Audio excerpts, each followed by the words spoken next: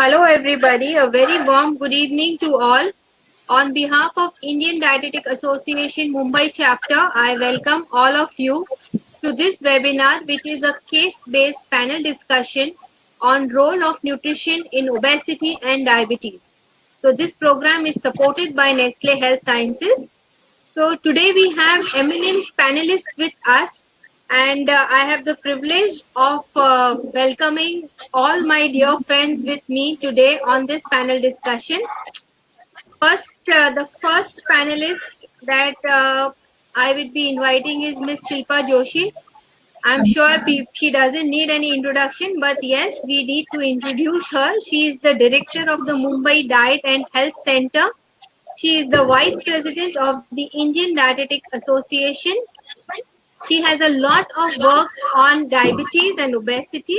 She is an honorary secretary for the Arrow, and she is also the master trainer for the diabetes conversation maps. She has a number of publications to her credit.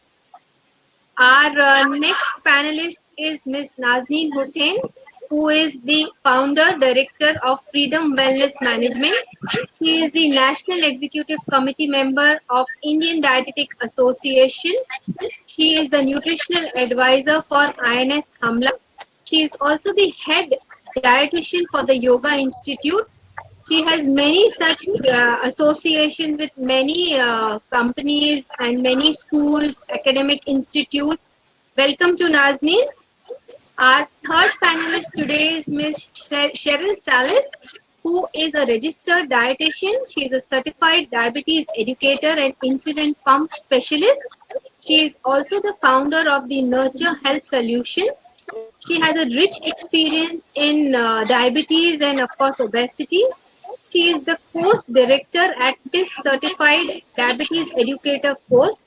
She is a visiting faculty and trainer for various educational institutes. She has recently released the book Diet in Diabetes Simplified, which is a very good book. And she has been writing in various publications. She has to her credit. Our fourth panelist today for the day is Miss Ruby Sound. She is a consultant dietitian, founder of Eat Wise Nutrition and Wellness Clinic. She is the secretary for the Indian Dietetic Association Mumbai chapter. She is a certified NLP. She's certified and she's done so much in exercise. So I welcome all of you today for this panel discussion that we will be having. Thank you, Okay. Okay, so we move on to our first case today. We will be having case study based questions and answers, and we can also take questions in between from our audience also. So our first case is, it is a 52-year-old male who weighs 93 kgs. He has high level of cholesterol. That means he has dyslipidemia. His total cholesterol is 250. His LDL is 180. His HDL is 40, and his triglycerides are 360. He is a diabetic who has an HbA1c of 7.5, and he frequently keeps complaining of knee pain. He is a strict vegetarian, and if you see his recall, he is consuming about 2000 calories with about 50 grams of protein. So this is our case scenario. My first question is to Ms. Shilpa. Ms. Shilpa, what do you think, seeing this case, what should be your dietary advice for his diabetes management? Thank you, Zamru. So this is something that these kind of patients are the patients who walk in clinics, I'm sorry, of most of our clinics where there is high blood glucose, there is dyslipidemia. And dyslipidemia, if you look at the triglyceride levels, they are really alarmingly high. And that's something that we need to ponder upon right now. We do not have a liver function test like SGOT, SGPT, which will actually give us an indicator whether he has a fatty liver or he doesn't have one. But we presume he has with a triglyceride of 350. I think it's okay to presume that he must be having at least grade 2 fatty liver. His sugars are not very, very high, but 7.5 is a pretty high, and it's a moderate HbA1c to have. Now, what I would do, you want to know what I would do, or you wanted to know what So I want to know seeing this case, what will be your approach to taking care of this patient? I think what is required is we have his weight, but we do not have his height. But considering normal So Indian, if I give you his height, he is about 5'5". Okay, it's then he's 165 grossly, centimeters. and he is grossly overweight, he's obese actually. So we should ideally look at his weight loss as a primary target because moment he loses 5% of initial body weight, it has been proven by many studies, whether even Roy Taylor's recent data is showing just 5% weight loss is actually reversing the fatty liver. So you can see that his triglycerides of 350 will start resolving. So look at your diet which is planned with about, I wouldn't go to 1500 calories because the patient will never come back to me if I do 1500 calories. Maybe a little more, maybe start with around 1800 or so and increase the protein. He is a vegetarian, but look at his protein, it's really low, really low. It's about zero point 0.5 gram. He's one of your patients at that protein level, CKD, and not weight loss. So we need to look at increasing the protein, slightly decreasing the calories, and eventually within 3 or 4 months, we can get this patient to a low calorie diet. But it has to go in eventually. I wouldn't do it on the first go itself. Okay. So, Cheryl, I would like to ask you a question here that you have seen his lipid levels. So, Right. what would you opine and guide him when it comes to such high lipid levels? Thanks, Amrut. I think it's a very classical case of metabolic syndrome. If you see his blood glucose, I'd be very interested to look at his uric acid levels also, which I'm thinking would be elevated. And if, like Shilpa said, his triglycerides are pretty high. So, we also should look at yes, we should look at the fat content in the diet for sure, and especially saturated fat. But also, it will be interesting to see what is the kind of simple carbs that he's consuming. Also, considering he's vegetarian and his protein intake is so low, it automatically, it only strengthens our assumption that he's eating a higher carb diet, which is more simple carbs because of his triglycerides. We'll also like to see whether he is consuming alcohol, which is not mentioned. But we all know that alcohol does have a direct link to especially triglycerides. So one is I would look at his carbohydrate quality as well as quantity. So improve the quality of carbs. Give him a diet which is higher in fiber, complex carbs, plant sterols, and stenols. And when it's looking at his fat, looking at reducing the saturated fat as per the guidelines to less than 7% of energy. And first, instead of reducing fat from from the oil, etc., I would look at, but also in terms of packaged foods, because we know that all the packaged foods which are available are high in saturated fat. And again, assuming he's vegetarian, I'm thinking that he would be eating a lot out of packets in terms of bhujiyas and biscuits and bakery items. So maybe cutting down on that, improving the quality of fat, improving the quality of fat in terms of MUFA fats. And we have enough evidence. I mean, we have Nazneen with us who can speak on walnuts. And I have done a study with, with adolescents, with almonds. And we've seen that actually swapping a snack, which is high in carbs, with a MUFA fat in terms of, or like almonds are a good snack, or even walnuts, or, nuts per se, will definitely help, because one is it will give satiety, as well as it will reduce the amount of carbs and improve the quality of good fat. So this is what my approach would be, and definitely improving the fiber in the diet and improving the quality of snacking, to a more protein fiber based snack. So, very good point Cheryl has raised, that the quality of snacking should be improvised. The type of snacking that we need to give these people have to be changed from a carb base to a good fat base and a protein base. So, thank you, Cheryl. Well, my next question is to Ms. Nazneen. You see this case and he has been complaining of knee pain. So, what would be the sort of exercise regime you think is going to be good for this patient? Okay. Thank you, Zamrud, for the question. Like we see, this is a classical case, and at 93 kgs, we know he is in the BMI range of around 33. Okay, so it may be difficult for the person. He also has some amount of knee pain already. So some of the things, some of the kind of exercises he should take up is probably cycling, because especially stationary cycles. So you have these broad-based cycles which you get, and that is something which you can use. Especially that will also elevate his knee pain. It will help him improve that.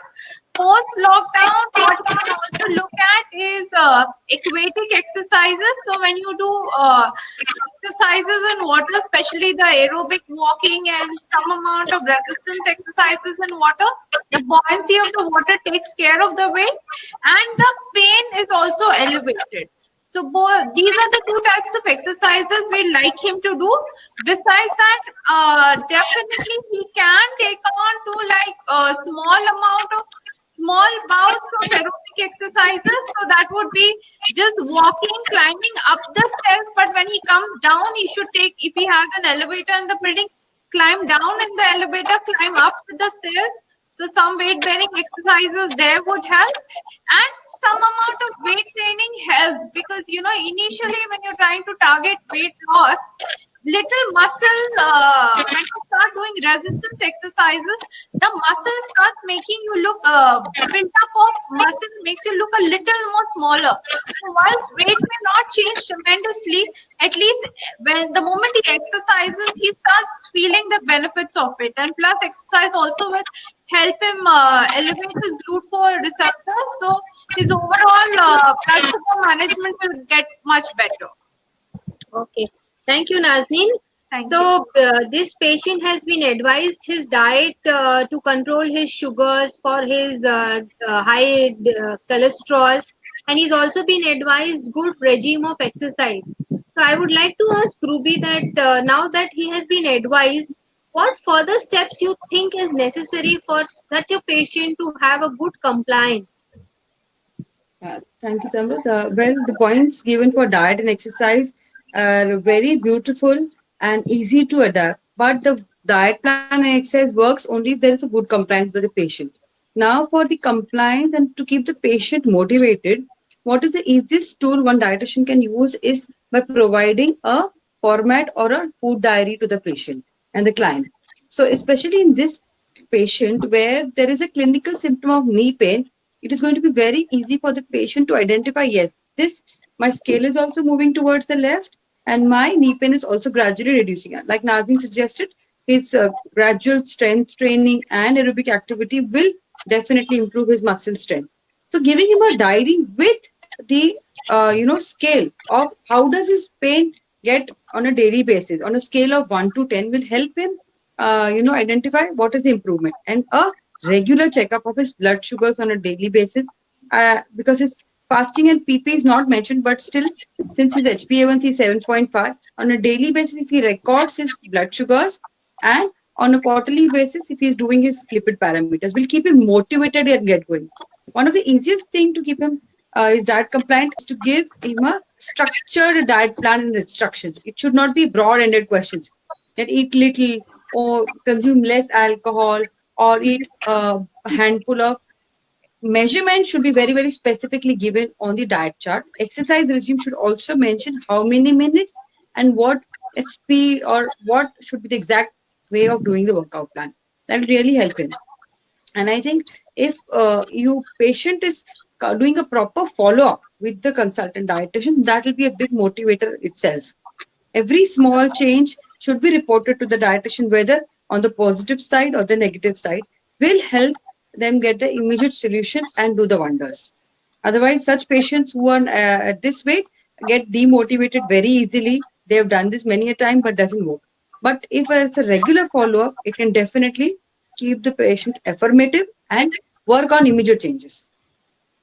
So well said, Ruby. Right. So this is a teamwork where the patient is also a part of this team.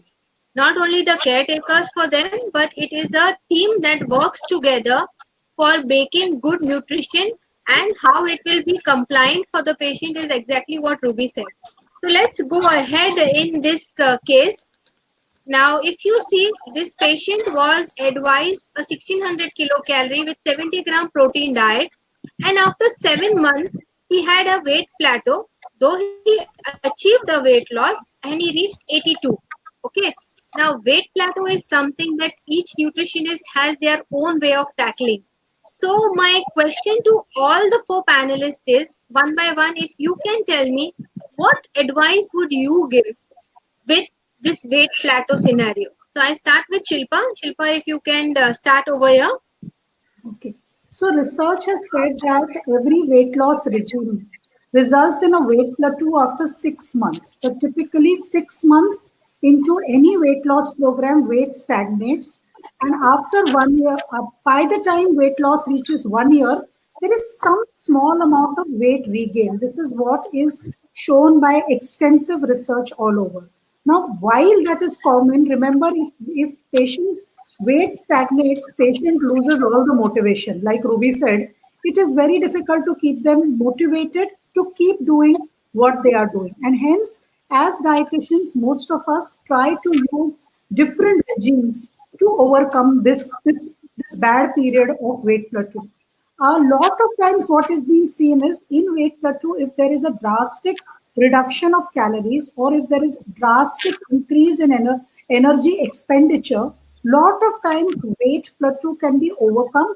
And if it is not, if you're not able to overcome it, you're at least able to maintain the weight which is lost, and that minimal 1 kilo or 2 kilo of weight gain is prevented, because that 1 kilo weight gain can be very demotivating. It is just 1 kilo, but if the scale moves the other side, patients just feel, they just go into depressive spell. Now, a lot of times to achieve that drastic weight reduction for a small period of time, lot of modalities can be used. One of the very effective modalities is meal replacement. So in my practice, at the point where patient reaches a plateau, I try to sorry, I try to introduce meal replacement depending upon depending upon lot of situations. For example, affordability, compliance, so on and so forth, and who is the patient. One or two meal replacements can be done. Besides that, lot of it has been spoken, like right snacking, and other things which have been spoken. Another thing that I have seen which helps to delay plateau is graded eating, wherein you begin eating with protein and just end it with carb. So a lot of times when we start eating, we first break roti or we take rice and then we mix something in it and eat, whether it is small meal or big meal. That's the way we eat. I think that graded eating, where you begin eating with protein and then eat other nutrients and end with a carb, actually helps you to delay the plateau, is my observation. So it also ensures good fiber intake, good intake of other nutrients. So these are the things which I do in my practice. So can I ask Cheryl? Cheryl, what would be your approach? Yes, Amrut, I would look at it different exactly what Shilpa is saying. I would definitely do that. But I think instead of just focusing on weight, I would also look at the body composition. Because when the muscle mass goes up, we could have a little bit of a stability of weight or increase in weight, but focus should be on, I think right from the beginning when we are counseling the patient, we have to remove it from their mind that it's not about weight loss, it's not obesity, it's adiposity. And inch loss, and if your clothes fit better, you feel fitter, you feel healthier, you feel more energetic. Looking at his biochemical parameters, if his lipids are showing improvement, his HbA1c is showing improvement, okay, he's able to so I think we have to look at all those parameters and motivate him, because that is when he's least on his motivation level. So that is the way to motivate. So basically, I think today with the pandemic and people are not able to come to clinic to do their body composition, which is going to give us a very good idea, because I would focus on visceral fat. So if he's at home and I'm not able to see him, I would ask him to do his measurements every week and look at whether he is losing, especially, waist circumference, waist to height ratio.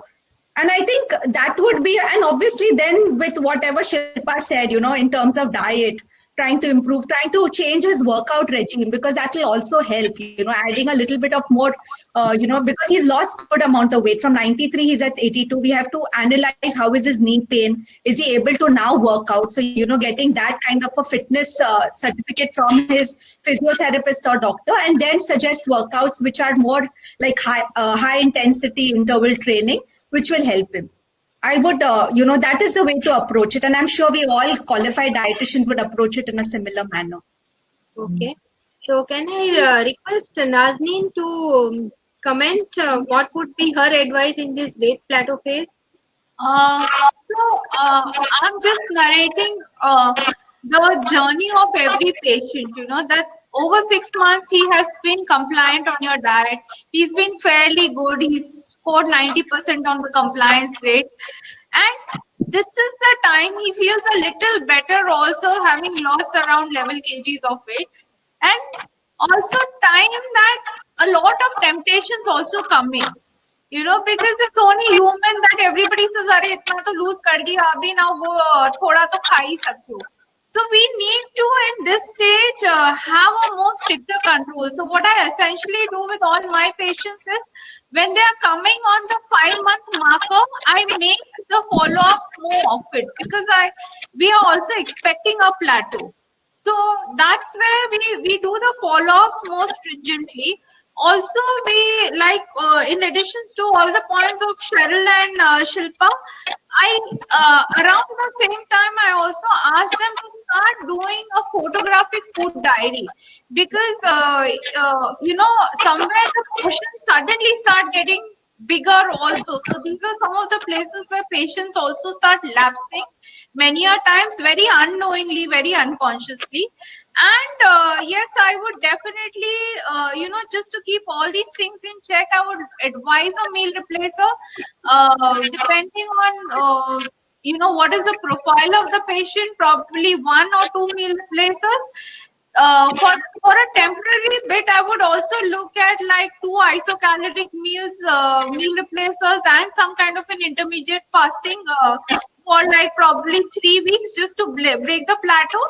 And over 6 months, I would assume that little by little, the exercise adaptability of the patient has increased.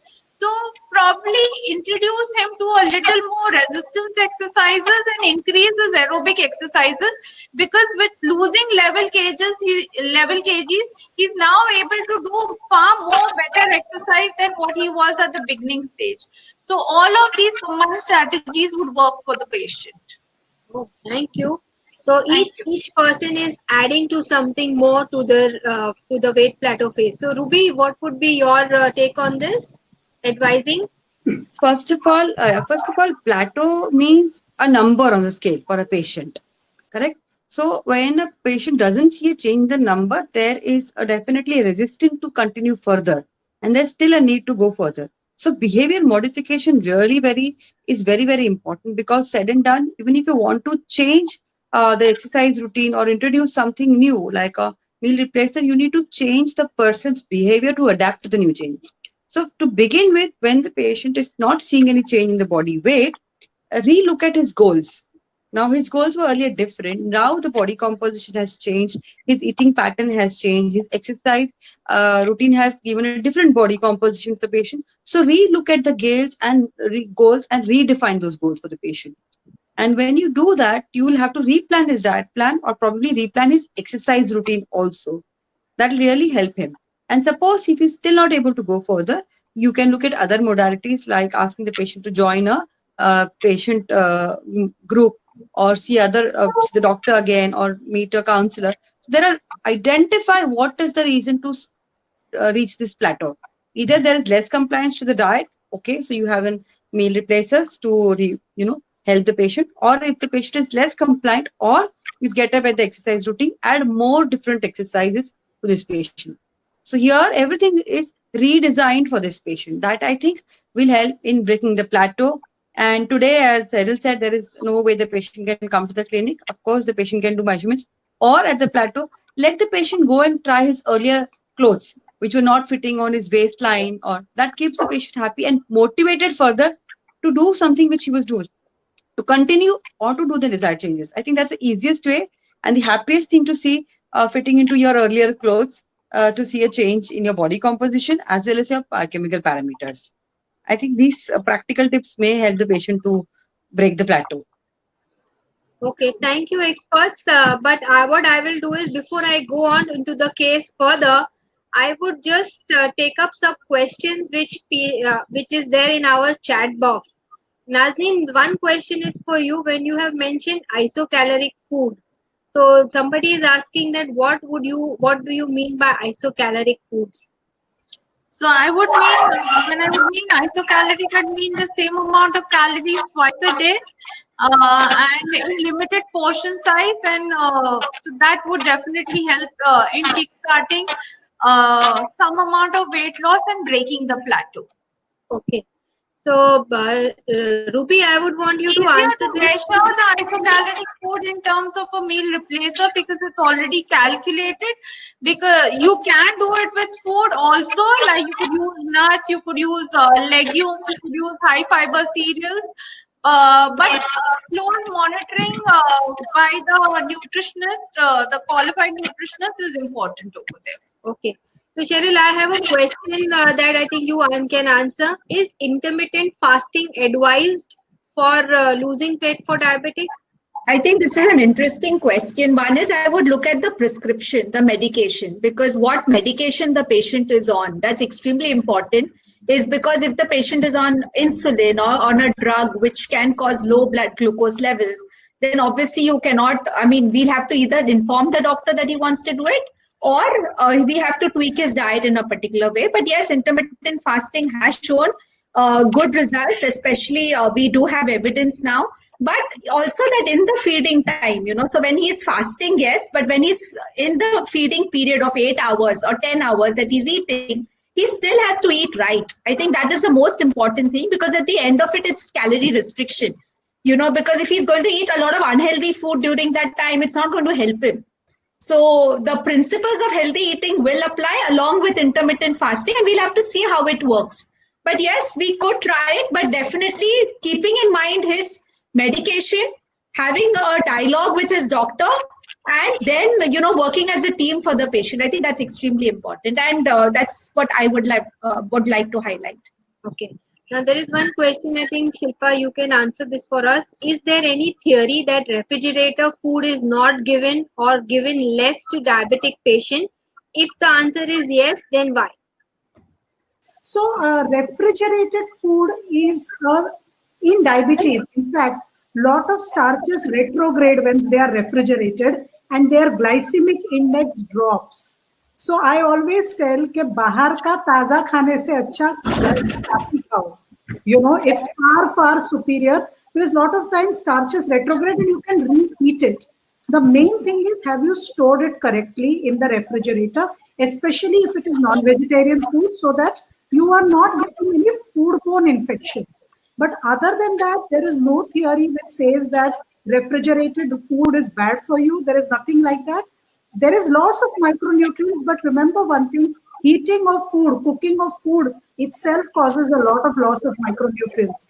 Refrigeration also increase it, but at the same time, macros are not lost and lot of starches are retrograded, and they in fact are better for person with diabetes.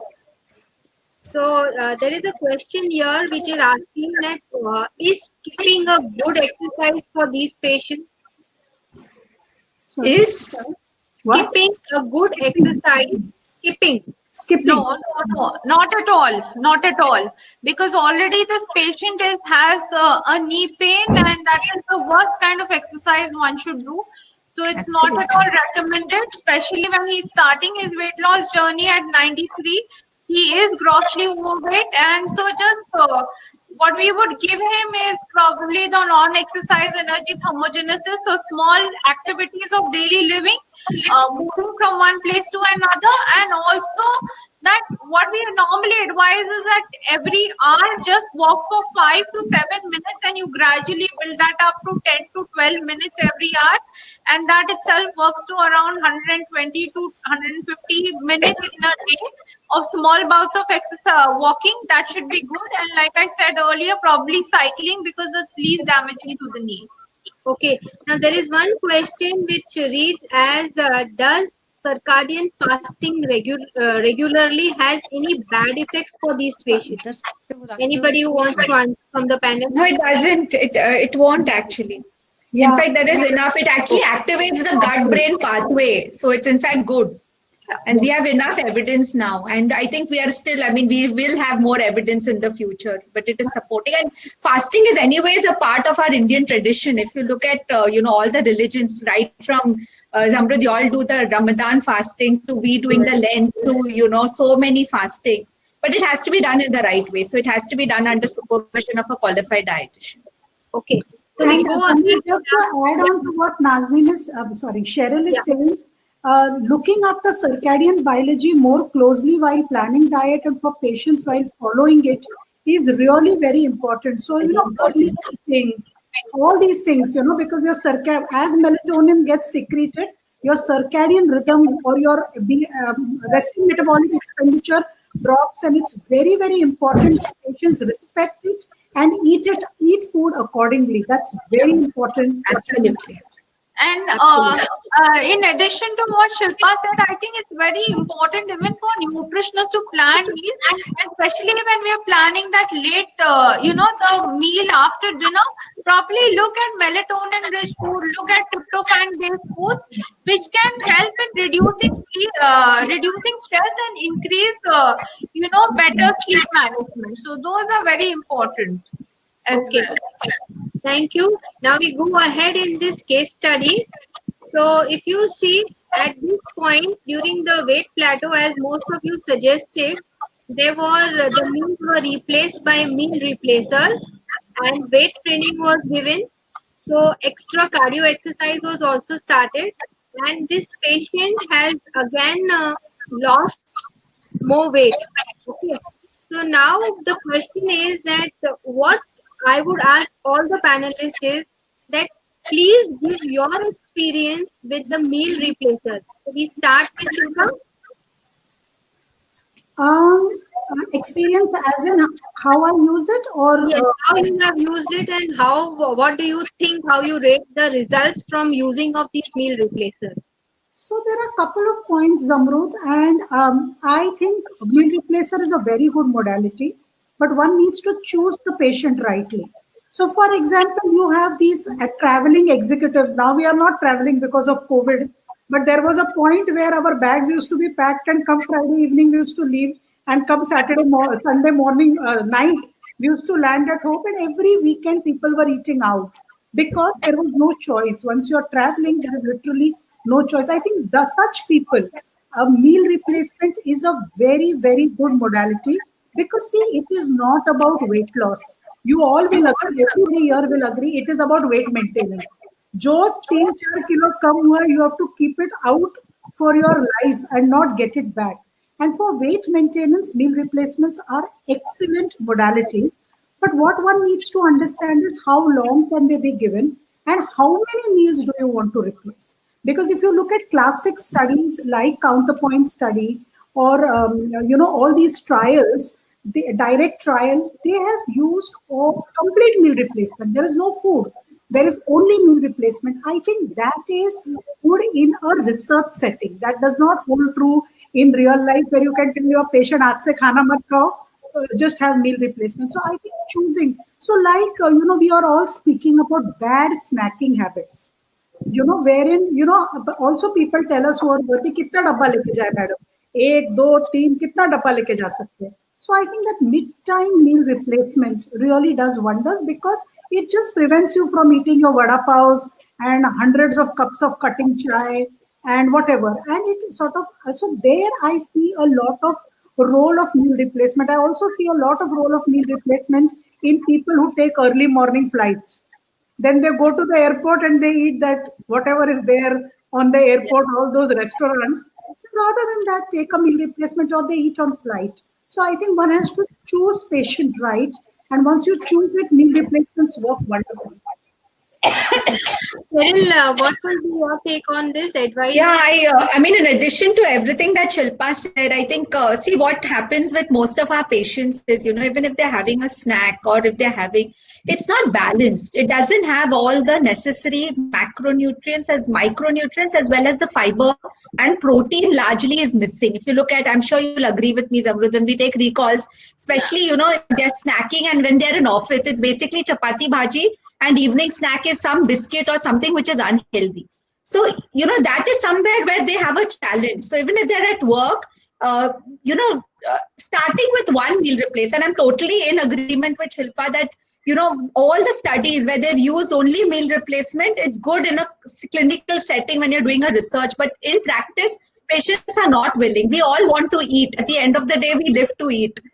Correct. However, yeah, so basically, even that one meal, if we can replace with a meal replacer, we are ensuring that we're getting a good distribution. I mean, the adequate, nutrition, as well as it gives you satiety also. And in my own practice, when I've used it, we've seen excellent results, especially in the evening snack. We are able to control that, because sometimes that becomes like 500 to 600 calories they're eating only in that evening binging that they're doing. So we can just switch that to getting, and we're able to improve the protein, the fiber, as well as give them more satiety. And we've done it with our patients with diabetes, and we saw very, very good. The post meals were so beautifully controlled that the patient then feels very convinced to do it. So definitely. And, with busy corporate employees and all, I think this works really well, because they eat in the canteen, and they're not everybody carries a dabba. So then they are very, they feel very happy that I have something which I have with me in office, and I can just have it.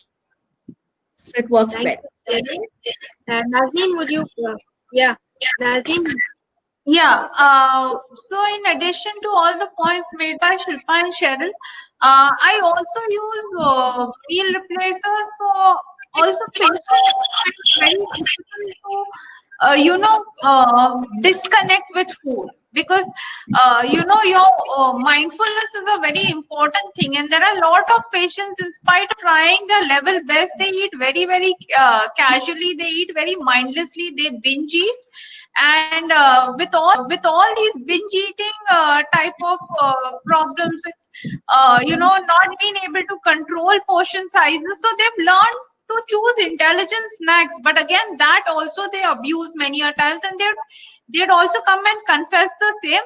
That's where also meal replacers play a very important role, because that they themselves will say, ma'am, ek kuch de do, ki we just have to take only this much and we are done with it, And of course, it is pretty well balanced on the protein and all the micronutrients. So that definitely adds to the profile.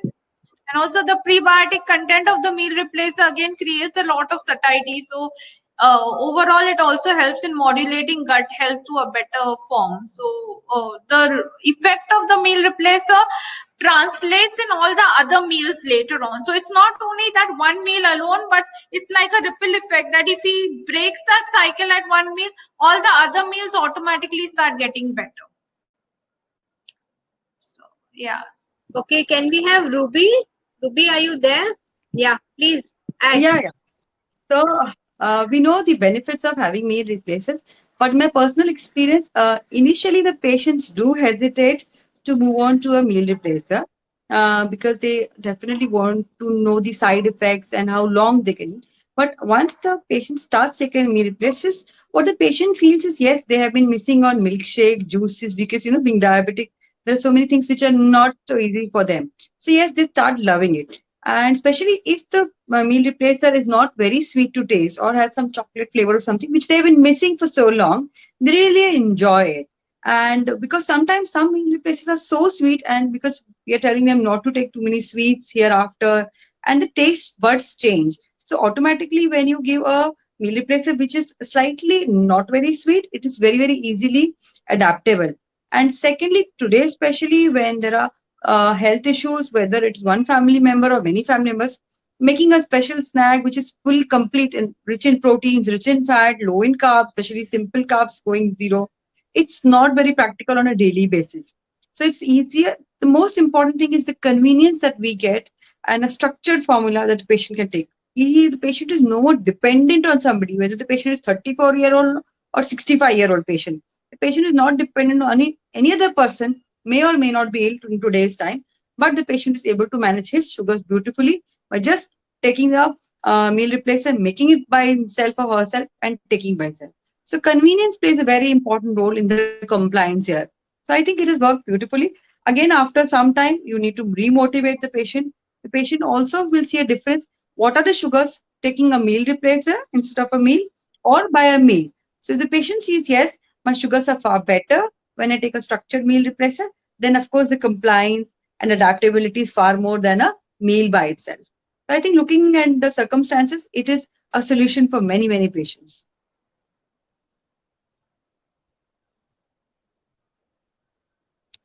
So thank you, Ruby, and we'll take some questions from our chat box. Now there is a question saying that please suggest in between foods in the eating window of such patients. So any panelist who would like to answer this question? Can you, okay, no, So it says please suggest in between foods in the eating window of patients, of such patients. Means So intermittent fasting. Yeah. Okay. Do you want to take? Anybody can take it, no problem. I just wanted to clarify the question. no, you can take it, Shilpa, if you're good.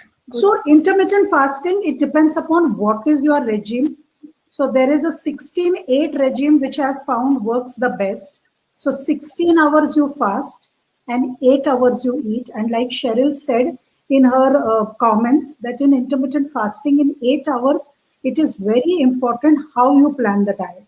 So because it's a small window of 8 hours, try to give 2 small meals and 1 small snack. That actually really works well, which is rich in protein. So now, because see, we are in COVID times, and forget if we are not even in COVID times, we do not want people to dole out snacks, because moment you start making fancy food, the nutrition, I'm not saying they're not nutritious.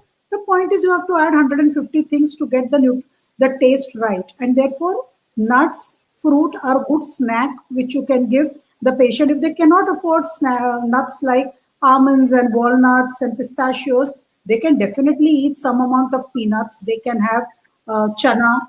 The sattu is another very, very good nutritious drink if it is taken without sugar. So if just taken with a little bit of salt and jeera and in water, I think that becomes a very, very good snack option in between. And then 2 regular meals, which are square meals in nature. So whatever, dal sabji roti or dal chawal sabji, whatever they are eating normally, but in a lower calorie range. That's very, very important. I think Zamrud has logged out. Yeah, I think we just lost her. I think we lost her. Questions. Yeah. Okay. Okay, so And probably just to add on to Shilpa, sometimes, just a bowl of sprouted legumes itself is very important, because one, that legumes also takes care of a lot of increase in volume, and most of them have a challenge. They want to eat more meals. So when you're adding a legume based, snack with a lot of veggies, that just does the trick well. yeah. Cheryl, I can ask you this because I am reading the questions. So this is a very interesting question. I think, Cheryl, you and me must be facing this question, I think, from every patient. Can a person with diabetes follow intermittent fasting? I know you have answered it. Zamrud, I just took over your role for 1 minute. Yeah, sure. Thanks. Thank you. Okay. If this person follows a 16-hour fast with an 8-hour window of eating, is there a chance to have hypoglycemia early in the morning? That is 3 a.m. She's talking about the early morning hypoglycemia. If so, how can it be prevented? No, exactly. That's where, we have to look at the medication. And that's precisely what I mentioned earlier. So, if the patient is on an insulin, for example, an NPH insulin before dinner, then we know that the patient may go into hypo. Then you plan the window in such a way that we're talking about him, then he's going to be eating at that time so that, there's no hypo in the night. So obviously we are going to keep it. Any diet, I'm sure all qualified dietitians who are here will agree with me that we cannot, it's not like, when we started 20 years back, at least when I started, it was a 1200, 1400, 1600, 1800 calorie, cyclo-style diet, which was given. Today you cannot do that because you have so many newer drugs also. So many newer insulins. That time we just had 2 insulins. Today we have so many new types of insulin. So it has to be in accordance with the medication. So, you'll have to look at if the patient is on a sulfonylurea or on insulin at that time, then obviously you have to plan your carbs and your meals accordingly. And I'm sure. And I would also just like to add on to Cheryl what she said, is what really is But remember, most of your patients with type 2 diabetes who are trying to lose weight are usually on metformin kind of drugs. They are either on metformin or they are on gliptins or they are on SGLT2s, where all these problems really of 3 a.m. hypoglycemia really do not happen, because those drugs do not cause hypoglycemia per se. They do not secrete insulin, they are not secretagogues. And therefore, one can be rest assured, but that doesn't mean you do not plan a balanced diet. You still need to balance it, but that fear of hypoglycemia is like 90% lesser than with any other kind of drug. Okay, thank you. So we move on to our next case. Okay. Going to our second case. This is a 30-year-old female who is in the 29th week of pregnancy. Her weight is 98 kgs. Her height is 5 feet 6 inches. If you see her readings of her sugar, her morning reading is fasting is 100, post breakfast is 170, post lunch is 140, and pre dinner is 120. She was first detected in the 24th week as having sugars, and she has gained almost 7 kilos already. Okay. So I would my first question will be to Shilpa. What do you think about this case? What is this case exactly? Well, so I am not diagnose anything, because as dietitians, we do not diagnose any issue, but just giving you an overview of what is happening here. So you are looking at, see, she has gained 7 kgs. That means pre-pregnancy her weight was still 91 kgs. So she is a obese woman who has got pregnant. Probably this woman, okay, I am not putting labels, but probably at that weight she might have had PCOS. It's very rare that having that kind of weight and no insulin resistance is rare. There are people, but very, very rare. So we do not know what her pre-pregnancy sugars were. Were they absolutely normal, or they were already in range of impaired fasting glucose? That means her fasting sugar was between 100 and 124, but it was not above 126, which made her overt diabetic. So we do not know what were they. But looking at her history, if you look at her sugars, classically a high fasting in pregnancy, we want fasting to be below 90 or 92, as they would put it. A postprandial below 120, and here all her postprandial, her pre-dinner is 120, not post-dinner. So whatever we are seeing, all sugars are high. And if she really got her first high blood sugar in the 29th week, then she is classically GDM. If otherwise she had high sugars from before, then she is somebody, a pre-diabetic or a diabetic who got pregnant. So this is what is it. And so classical that her post-breakfast sugar is so high. This is what happens in 90% of GDMs. Morning sugars are very, very badly controlled, and it looks really classic. So that is what I would think of looking at this case.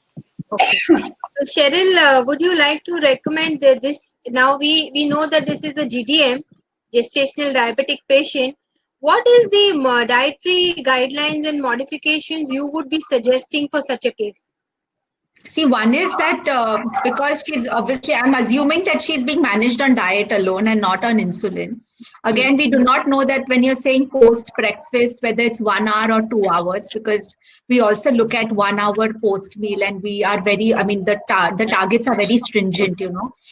So we try and keep it to 140 below at 1 hours and 120 below at 2 hours. And if we are not able to manage that, then, you know, we don't really take a chance. And I think, Zamrud, nobody better than you. In fact, you should be doing this case study, because I know for a fact that you were GDM in both your pregnancies, and you can actually tell us more.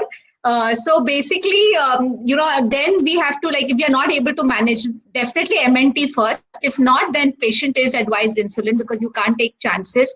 Again, we can't do too much of calorie restriction at this stage. Because even the guidelines very clearly say that you cannot go very low on calories because of something which is called as nutritional ketosis that you see in pregnancy. And obviously, you're worried about IUGR as well as SGA. So we have to be very, very sure. But yes, as Shilpa rightly said, that breakfast is the biggest problem. And we see the most the sugars usually are very high post breakfast. So there it becomes very important that, from going from eat breakfast like a king to lunch like a prince and dinner like a pauper. Here we have to tell them to eat breakfast like a pauper. In the sense, we have to split the carbs at breakfast. Try and give low GI, low GL, as well as a protein-rich, breakfast item, and then split it. And if the sugars at other are also on the higher side, then we need to split those meals also. So least amount of carbs coming, the energy coming from carbs at breakfast, lunch around 30%, dinner. But again, as I said, it depends on the blood glucose level.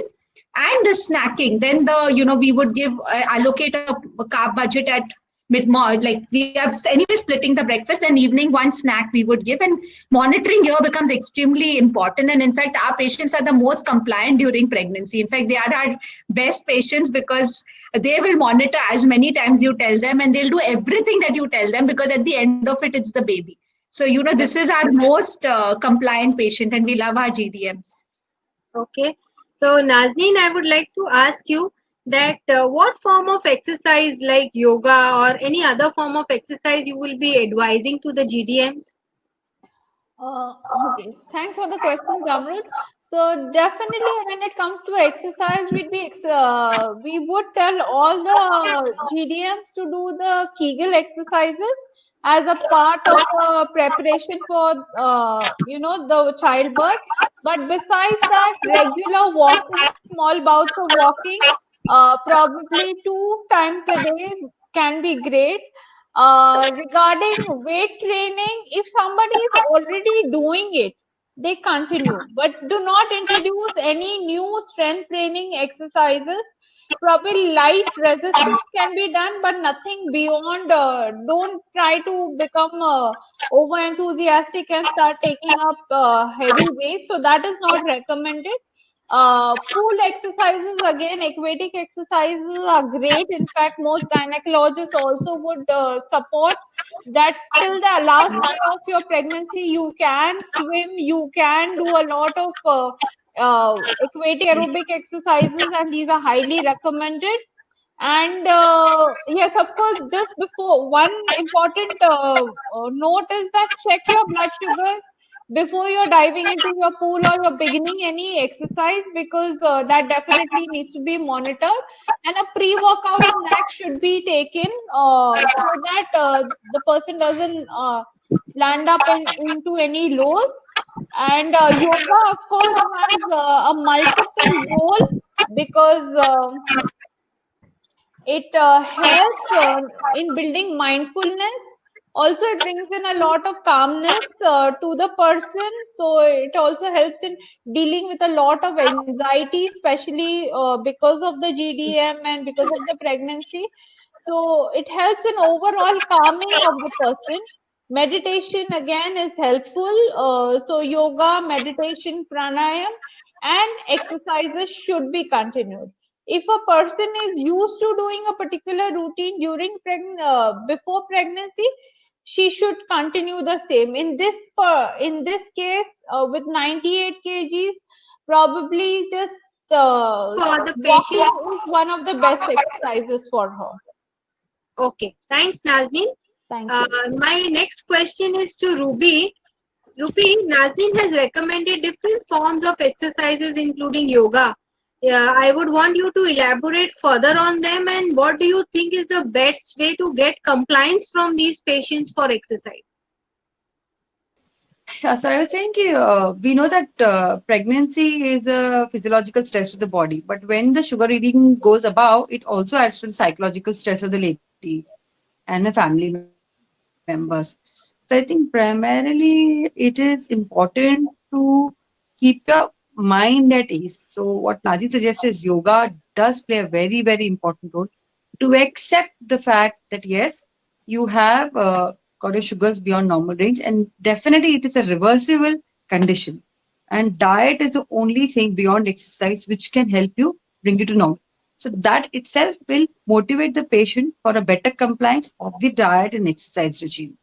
And there's no magic or a bullet exercise which will improve. Like Nazin suggested, walking bouts will help, especially if it's a post meal walk. and especially pregnant women do complain of hyperacidity or regurgitation of food. So walking post meals not only will control your sugar levels, but also take care of these symptoms that most of the pregnant women face. And these small changes will really calm them down. And as they see the change, because like Cheryl also said, they're so compliant that they can do a 5-point test or a 7-point test also to see how the sugars fluctuate. And based on that, they can definitely increase or reduce their exercise time and manage the sugars. One point I want to bring to your notice is this is my experience with the patients.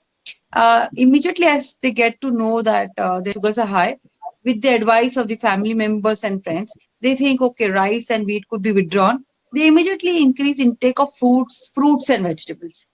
Many times I've seen this, all of a sudden from no fruits to many fruits a day. And then they wonder, they are eating, less and they're eating good. They're not eating outside food. But why is their sugars are still not under control? So taking a diet recall once again from these patients is very, very important. And then redoing their dietary intervention plan and their exercise routine. I think these small changes with the food diary will increase their compliance also. And this diet diary should also be shared with their doctor if the doctor is going to put them on any medication or on insulin later as required. Okay. So my next question will be to Shilpa. Shilpa, now these DDMs normally feel hungry, they feel more hungry. So what is your take on snacking for them? What do you think that they should be doing? So understand that GDM is a state of immense insulin resistance because there are so many maternal hormones which are produced that it increases insulin resistance in a woman. And in a woman with GDM, her pancreas is not able to compensate for that insulin resistance which is produced by placental hormones. So therefore, they are living in a highly insulin resistant state and looking after carbohydrate. Actually, the whole name of the game, like Cheryl rightly said, is actually rationing out carbohydrate well. So while there are different ways of looking at it, there are diets with insulin, there are diets without insulin. We need to look at both. One can be a little more liberal when insulin is given because there is something which can take care of the glycemia. So very, very important is when you plan a snack, even you need to do a and post. So SMBG is your only guiding point. So there are certain women who will tolerate a little better amount of carbohydrates where you can carbs in a JDM meal. So snack can be like Ruby rightly said, people abuse fruits just because they are good, they are overeating them. So plan snack with good amount of protein in every snack. So our snacks, traditional snacks in India are poha, upma, dosa, idli, everything is full of carbohydrate. So we want to plan protein with snack like maybe sprout or maybe egg. If the cholesterols are normal, even a boiled full egg can be given or egg whites, depending upon how much fat you have achieved in the diet. So on and so forth. But very, very important, whatever you plan, please do a 2 hour or a 1 hour would be even better, a postprandial sugar to check if the diet, whatever you have suggested is good for the patient. Because every GDM woman behaves completely differently and no two women are similar. So if you see two GDMs, one after the other, one will tell you a completely different story than the other one.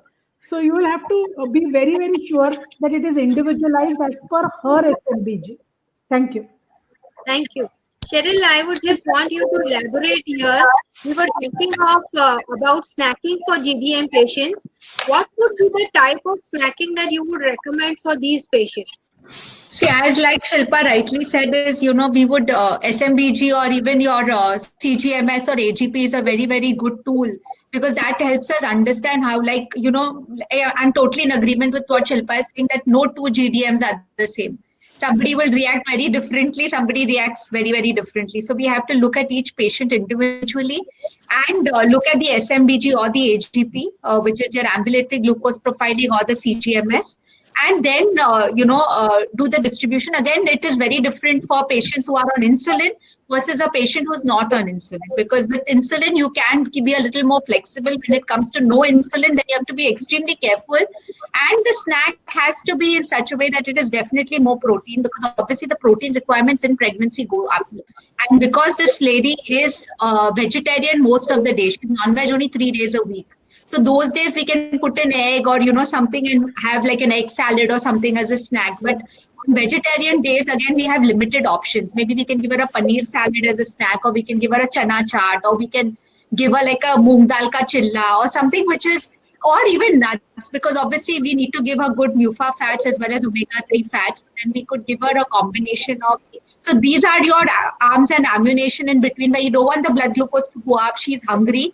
And this is what we could give her as snacking options. I think yogurt is very good. A lot of people will have milk, but milk will shoot up the glucose rapidly because milk has got lactose. But when the yogurt is something that we could advise, so dahi is a good option again as a snack, and making something out of it would be an advisable thing. And I think again, like Shilpa and Rupi said, I think fruits are overdone in pregnancy, so we have to tell them when to stop. I have a patient right now who's having a fruit every hour. Literally every hour having a fruit, because she thinks it's a free food, and she's quite a big, economically very well off. So it's every hour she's been eating and having a milkshake or something. So obviously we will have to tell them to cut down. So it has to be more protein, fiber with good fats, so omega-3 and MUFA fats. What my snacking options would be. Thank you, Cheryl. Rupi, I would like you to answer here that since we are talking of GDMs, you have already spoken about the frequent tests that they are supposed to be doing. What you feel in counseling we can do further to increase the morale of these people, that they do not feel depressed and they don't go into that phase? What in counseling can we really help them out with? To begin with, we must make them understand that this is just a temporary change in the blood glucose levels. It is not a permanent change. These are hormonal changes which are adding on to it, and it's only till the pregnancy is there. After delivery, you may come back to normal sugar levels. During pregnancy also, if they follow a stringent dietary regime, they can reverse this condition. And the other fear that most of the women have, what about my child? Will my child be born with type 1 or a type 2 diabetes? So these questions should be technically answered by the dietitian and the treating doctor. Because once you remove this fear, then I think the patients understand and are compliant to it. Secondly, there's a lot of pressure from the mother-in-law and the other family members and the husband. So the counseling is not to be given only to the patient, also to the attending family members. That is very, very important, that she's not only responsible for improving this. Other family members should support her in choosing the right foods, because many times the overfeeding, the number of excess calories, even if it's a right kind of a food, a low GI food or a high fiber or high protein food, the amount of food, because she's pregnant, probably her family member may insist her to overeat. So counseling on the portion control is also very important. And for some patients, I've also seen that, for a few days, they are very good in doing the SMBG. They will repeat the test multiple times. But as they see the sugars getting better, they become a little, reluctant to check, or they become very easy on that. That's a big mistake. It's an investment. Rather than waiting and, seeing the readings only 1 week before they go to the gynac, they forget checking the readings in between. Well, this is what their patient should not be doing. They should be in contact with the dietitian or the doctor on a regular basis for their sugar levels. Otherwise, they skip that week, and only a few days before they have the visit to the doctor, they start checking the sugars, and the doctor then sees, havoc readings on their blood glucose chart. And while counseling, one easiest thing is to give them a chart prepared, either draw it on a paper or give a printed sheet or send them an Excel sheet in today's time, how they have to record their readings. Teach them how to take I'm sure the doctor must be doing it, how to check the blood sugar reading. But it's still your duty to repeat it and guide them. Because I had heard this somewhere. A patient of mine, busy in the kitchen, she doesn't wash her hands before checking, and her sugar readings are varied every time she does. Small tips should be given by the dietitian at the time of counseling also. And I will repeat for this case also, a food diary, which also mentions about exercise regime, would be a good idea to check what is her intake and what is her, physical regime and her blood sugar readings. A recording is very, very, very, very important in managing this patient's sugar levels. Thank you. That's from my end. Thanks. Nazneen, I have a question for you. Do you think for these GDM patients, some functional foods which will be of use? Yes, Namrata, a lot of functional foods can be used, especially for the GDM patients. These would be all definitely include all the whole fiber, prebiotic cereals, some amount of also legumes, nuts are extremely important. Some functional foods like the berries, in fact, have a lot of vitamin C and a lot of anthocyanins and flavonols, which may also be beneficial to the growing uterus, the baby. So that also should be used.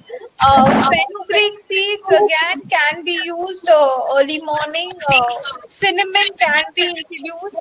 Nuts should be used on a regular basis for these people, especially as in snack time, and it can be an effective functional food. And probably using some amount of buttermilk and green tea. Again, these are two things which I recommend on a regular basis because it may help in fullness and also help still in reducing some amount of weight. Okay. So we are talking of gestational diabetes. I would like to also ask Shilpa that when are we advising patients only for their sugar control, because many a time we also see preeclampsia, high blood pressures in these cases. So what do you recommend in these patients? What should be their salt intake or sodium intake? So can you hear me? Yes, yes. Yeah. So GDM patients have a higher risk of preeclampsia or hypertension in pregnancy, and there are guidelines once they get hypertension that the sodium reduction should be there. Now, there is no better person on this earth, I feel, to talk about sodium than Zamrud herself. So, because sodium is something which is very close to our heart, I would say. So, reducing sodium, and like you always have told that lesser salt is always better. It can never hurt you. So, go as low as you can, but definitely lower than 5 grams, not lower than 2.5 grams, because sometimes it just makes the food very unpalatable. That is why. But concentrate on preserved foods. Chakli, chivda, which is very rich source of sodium. Also preserved papad pickle chutneys, all snacky items. I think all that should be not consumed. Anyway, they don't give good quality fats also to the pregnant women, and they do not add to the nutritional value. Another thing is lot of women also add salt to the fruits they eat. Guava के ऊपर salt and mirchi, कलिंगड़ के ऊपर salt and mirchi. I think all that should be highly discouraged, even on salad or even in a bowl of dahi. If they are eating, salt should be discouraged at all kinds: red, yellow, pink, blue, purple, whichever color salt they want to buy. No, salt is salt, so it should be discouraged. And very important for prevention of preeclampsia is calcium supplementation. So think about, taking calcium-rich foods, because data has shown that 1 gram of calcium per day helps to prevent pregnancy-induced hypertension. So I think that is something which gynecologists usually look at, but it doesn't hurt to add more calcium from the diet rather than giving a supplement, because that's always given by the gynecologist. Okay, thank you, Shilpa. Shetil, I would like you to highlight that in these GDM patients, how would you want them to monitor their sugar? How frequent? How would they have to keep their records? Because that is one very important point that many a times we miss. Exactly, Samrut. I think that is extremely important. The sugar testing is like the speedometer. It's actually telling you whether you're going in the right direction. So without monitoring, you cannot manage a GDM. It's extremely mandatory, and the guidelines say at least 6 to 8 times. Definitely, we do fasting. We do a 1 hour post breakfast. I mean, that we would, we wouldn't, we would go with what the doctor recommends. I mean, I wouldn't want to disagree with the doctor. I will do exactly what the doctor says.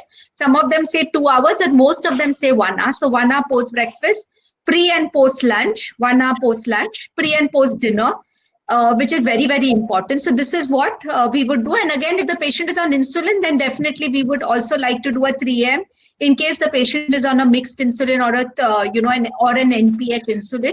So it would depend on that, and definitely would want them. I think being in touch regularly with these patients become extremely important, because then we're able to analyze how much they're eating and what is the impact of that on the glucose levels. And today, like I mentioned, we have AGP, we have CGMS, which the patients put on, and we also have to ensure that the patient is not going into hypoglycemia. So also if the patient is on insulin, then that becomes another worry, that because they're always afraid, they feel agar maine khaya, it'll go high. So they always want to eat less.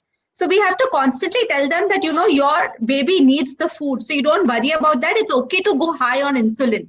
So if the doctor is increasing your dose of insulin, it's perfectly all right. And that will happen as your trimester advances. So that is a confidence we will have to give this patient.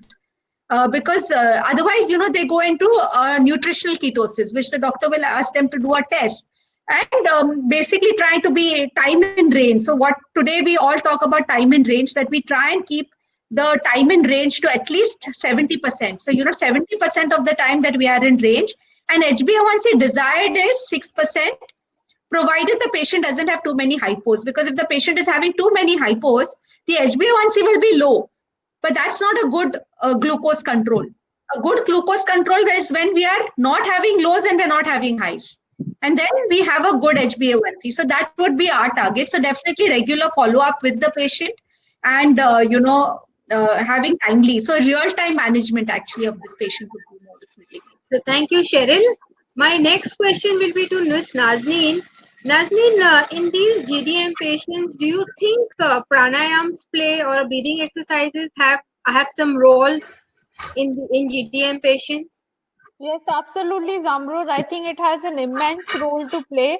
And today, when we speak about intrauterine growth programming, I think the calmness of the mother automatically translates to the baby. And also, pranayam, rhythmic pranayam, regular practice of pranayam helps overall in management of the blood sugar levels. It helps in dropping, especially managing the blood pressure. So these are two very important things which it does. Also, anxiety management is much better when one does pranayams. And so all the right from the start of the pregnancy, pranayam is recommended. The breathing overall also helps in bringing in a lot of calmness to the GDM patients, and overall the fear factor reduces. So those are some of the very important things which a pranayam can also do. Zamrud, I just want to add to this, since and I have an example, I totally agree with Nazneen. I've had recently a patient who's such a firm believer in yoga, meditation, breathing, that she actually avoided, her glucose levels just improved so beautifully by just doing breathing and meditation. It was amazing to see the way she got her glucose levels in control.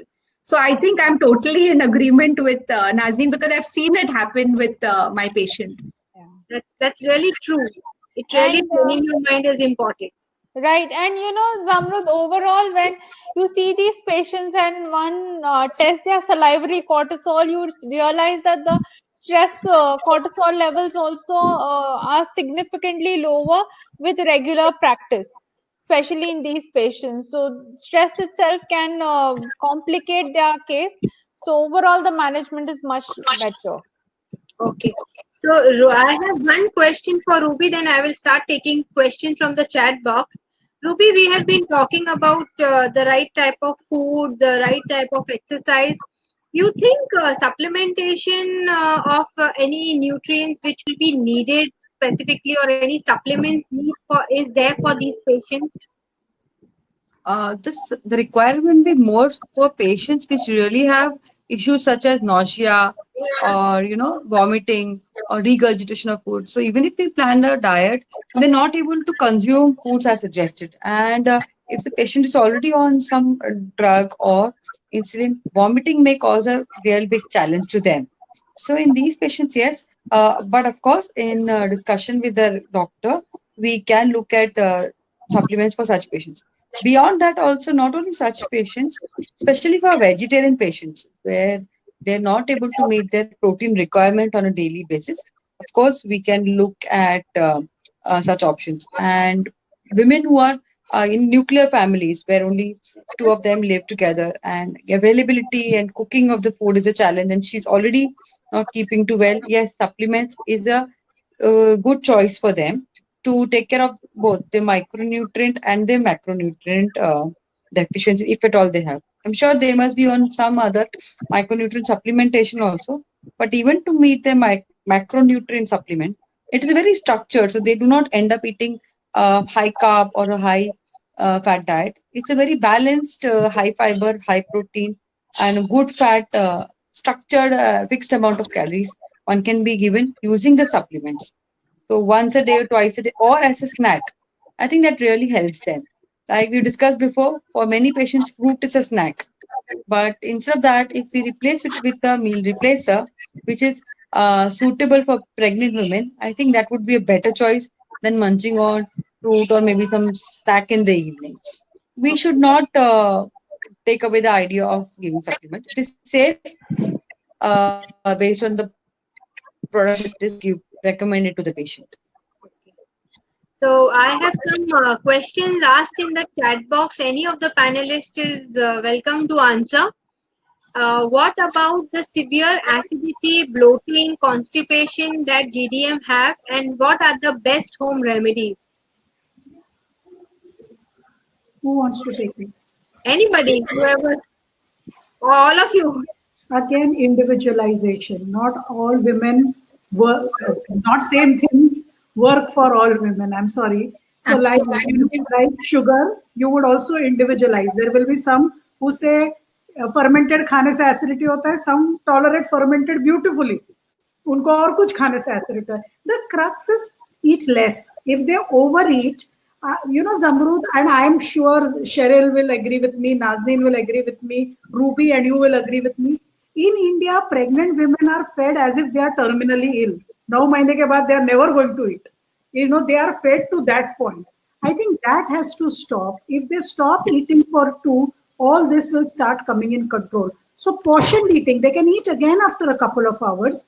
That actually stops this regurgitation, acidity, reflux, these problems. And constipation, Cheryl has been speaking about fiber all through, since. So I think looking at fiber more critically is very, very important. And simple things like choosing whole grains instead of refined, even whole dals instead of split dals, where there is skin on the green moong instead of yellow moong, kala masoor instead of orange masoor. These are small things, They are not like literally changing your recipe. It's just choosing one, because whenever we talk about whole foods, people only talk about maida is to wheat. That's just one conversion. There are so many other things that you can do. So to ensure that your diet is more complete, include fiber and hydration, because constipation has to do also with hydration. So hydrate well. They are so busy eating that they don't concentrate on drinking. And when I mean drinking water and not fruit juice. So drinking water or buttermilk, which is patla chas, patla buttermilk, is very, very good, very hydrating, and it really takes care of issues like constipation. Also, what I have observed in my work is a lot of times when you tell women to walk, not brisk, just walk, it solves half these problems of regurgitation, acidity, gas, bloating, and even constipation. So they feel like going to the loo when they start walking a bit, and they don't have to like do a brisk or any walk. They just need to walk. That's very important.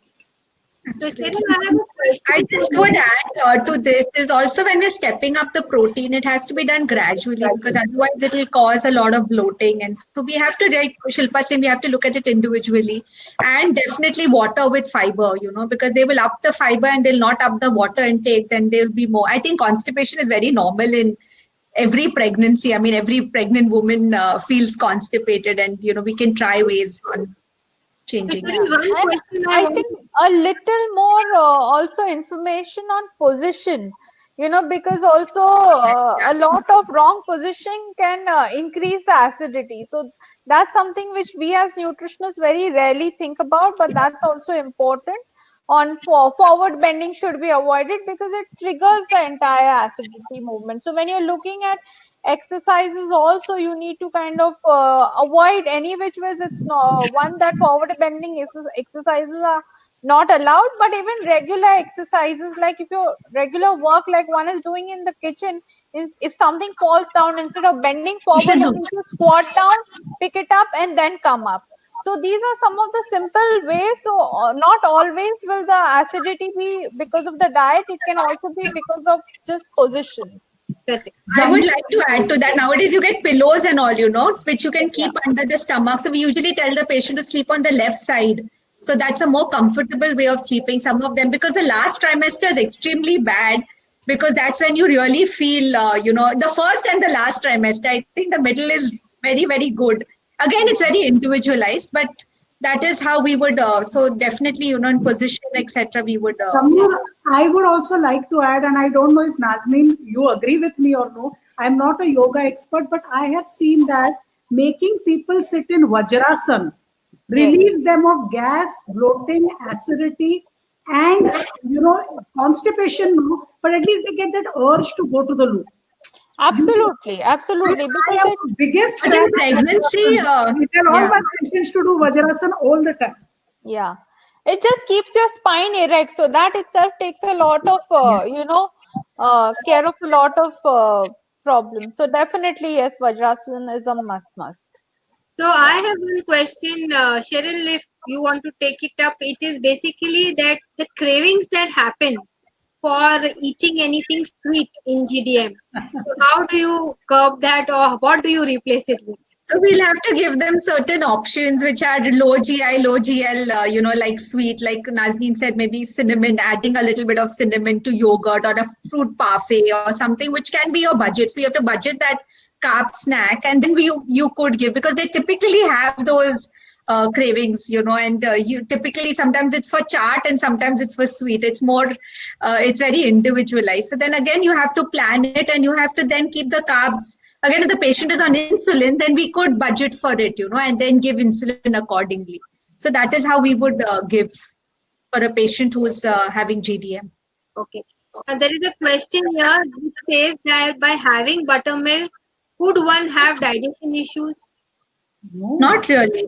they relieve In fact, if you add a little bit of jeera powder and all, it actually helps to improve digestion. Yeah. Hing and jeera actually helps in digestion. Yes, we in fact give jeera pani. When you are asking, we can give jeera pani, and that's like jeera soft ka pani, and they actually get good relief.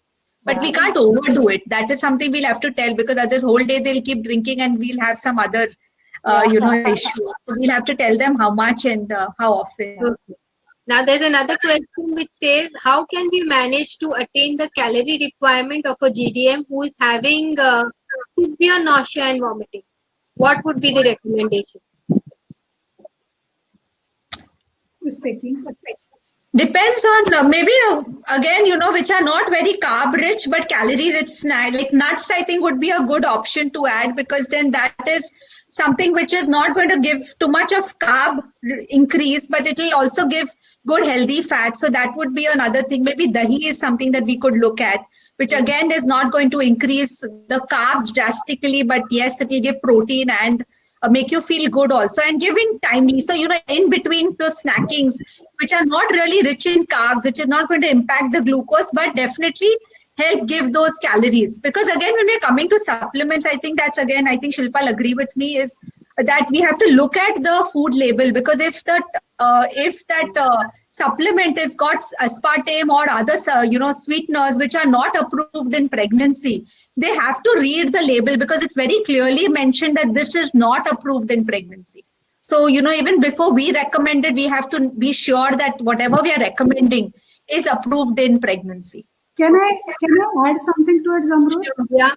Yeah. So remember that most of the time pregnancy the nausea is very high in the first trimester. Absolutely. It's not so bad in the second and third trimester.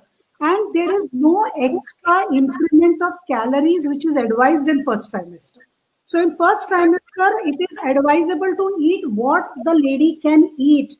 She doesn't have to overeat because even ICMR guidelines say there is no need of any extra calories in first trimester. So unnecessarily, because if she starts gaining weight in the first trimester, by the time she's third trimester, it will be difficult to manage. And we don't put pregnant women on a weight loss diet. And then you will have huge problem managing her sugar, managing her blood pressure.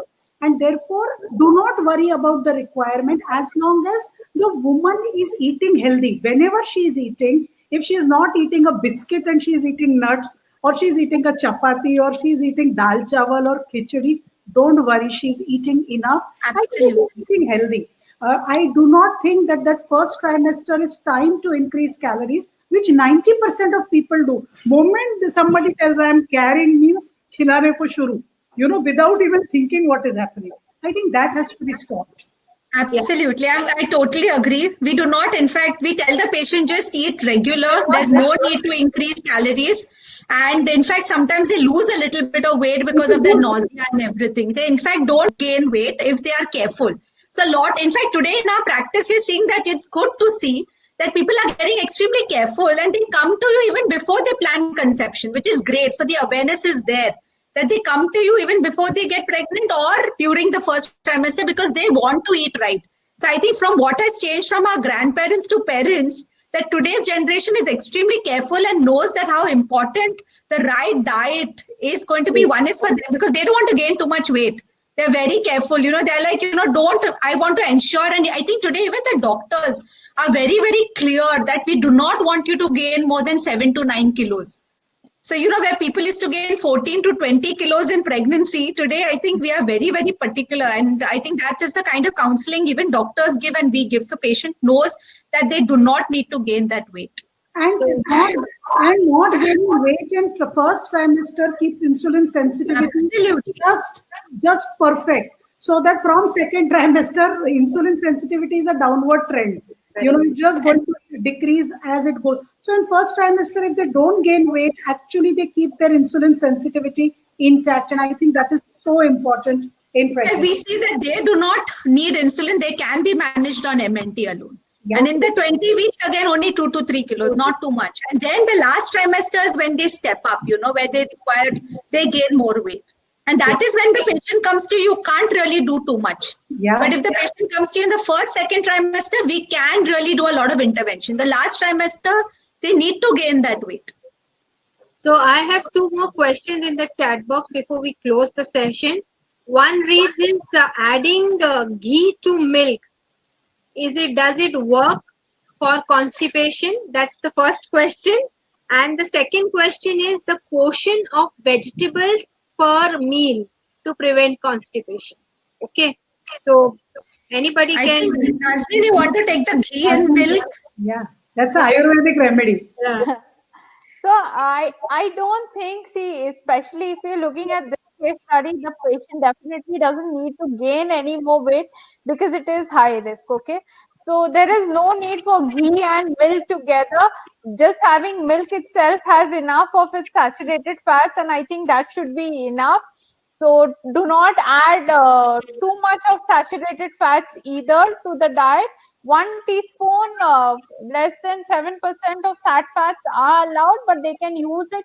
Otherwise, in their cooking, like tempering of the dal ke upar tadka dalne ke liye, something like that. But that has to be replaced by fat. So it is not this plus that. So definitely no. And what is the second question? Second is the quantity of vegetable per meal. Okay, So I think around 120 grams of vegetable per meal. Okay, or if you spread it out, total around 400 grams of vegetable per day is something which is recommended and should be spread over all your 3 meals.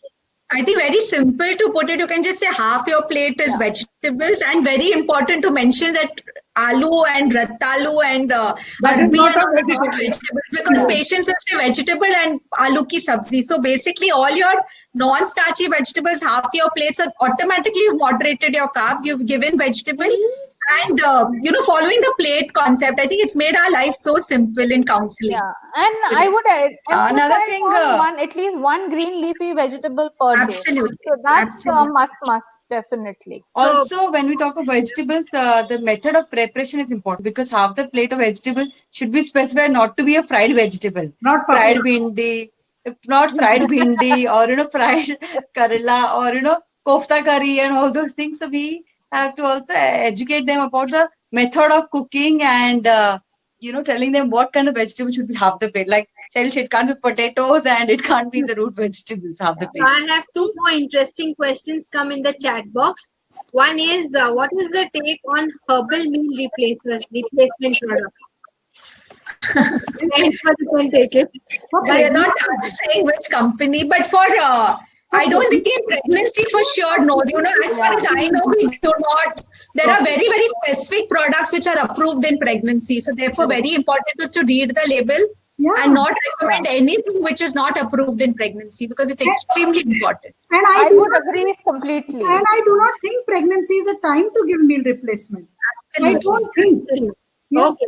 And the last question that I read in the chat box is, how can one manage if a pregnant woman has chronic kidney disease? Now, that is your question. Gabru, that's for you. We are not That even is your question. Well, pregnant woman is a pregnant woman. Whatever we have discussed, you will have to manage her that way. But you do need to monitor her progression of the disease, because normally you don't find a big difference in the nutritional guidelines for CKDs also. You have to keep them near normal. So I don't think there's a big difference that we will be doing for a patient with chronic kidney disease. Zamrud, can I ask you a question? Yeah. Okay, how often do you monitor creatinine if somebody has CKD and she gets pregnant, and how often do you monitor electrolytes? More important than creatinine, because if mother is hyperkalemic, I'm sure the cord blood will have more potassium, and will that impact? Yeah. So ideally, this is again individualized depending upon what the baseline values of the patient are. But normally, what I have seen is doctors do advise in the first and the second trimester every 2 weekly, 2 to 4 weekly, and in the third trimester it is more frequent. And then what do you do? If the creat really starts elevating, what do you do? Do you decrease protein? No, we don't decrease protein. We keep it to the level that is needed. 1 gram is what we are using, what we have been using up till now. Okay. Sure. So I'm just Somebody has some questions on vegan pregnancy and also gluten. I was just going to ask that there is a question in the chat box which says that, do you remove wheat because it contains gluten from a diabetic diet? No, Not at all. not needed.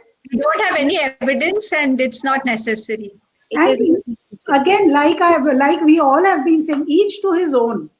There are people who don't tolerate wheat. There are people who tolerate wheat beautifully, and they don't tolerate other things. Whatever that person can cook, can eat, and maintain his sugar, his or her. Ultimately, that is what we want. We want them to maintain their sugar. Kuch bhi khao, wohi khao, which helps you to maintain. In fact, Zamrud, I'll tell you that I have a patient right now who I'm managing who's a laborer, and the type 1.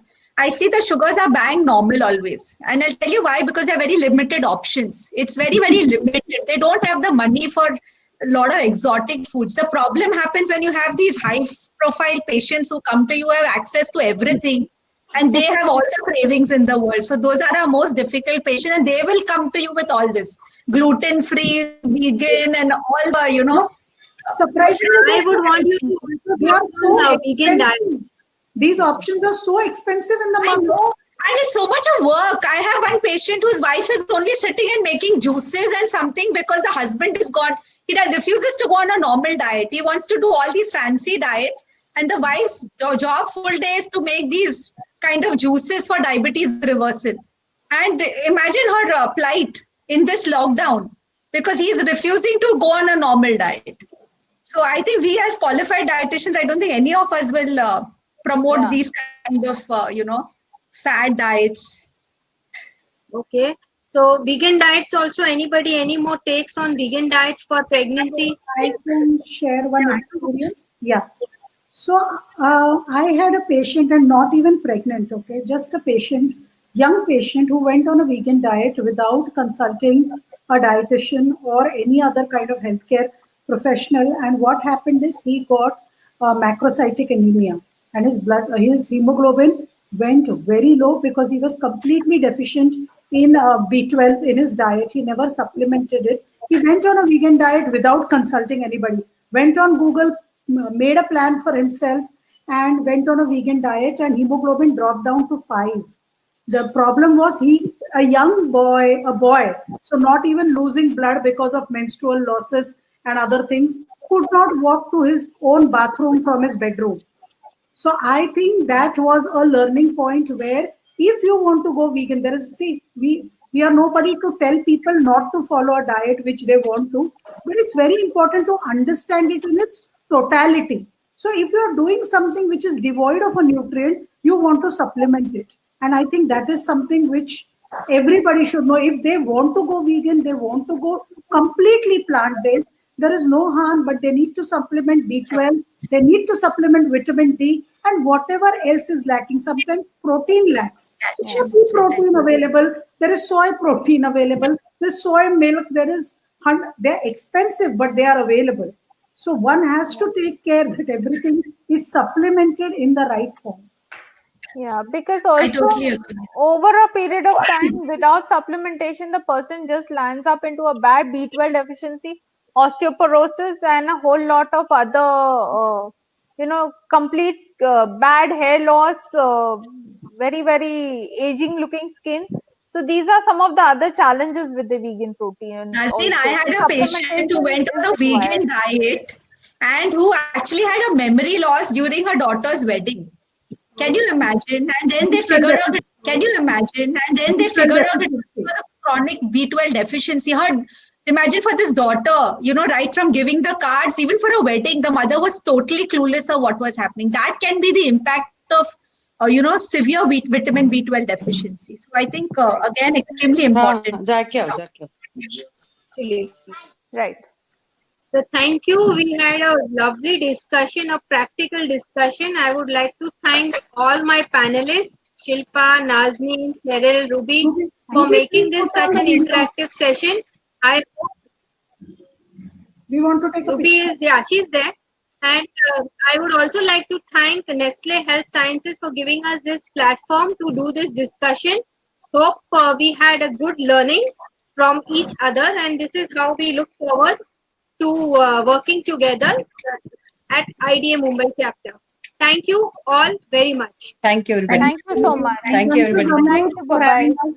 Thank Yes, you. thank you, everybody. and giving us insights on CKD and pregnancy. Thank you.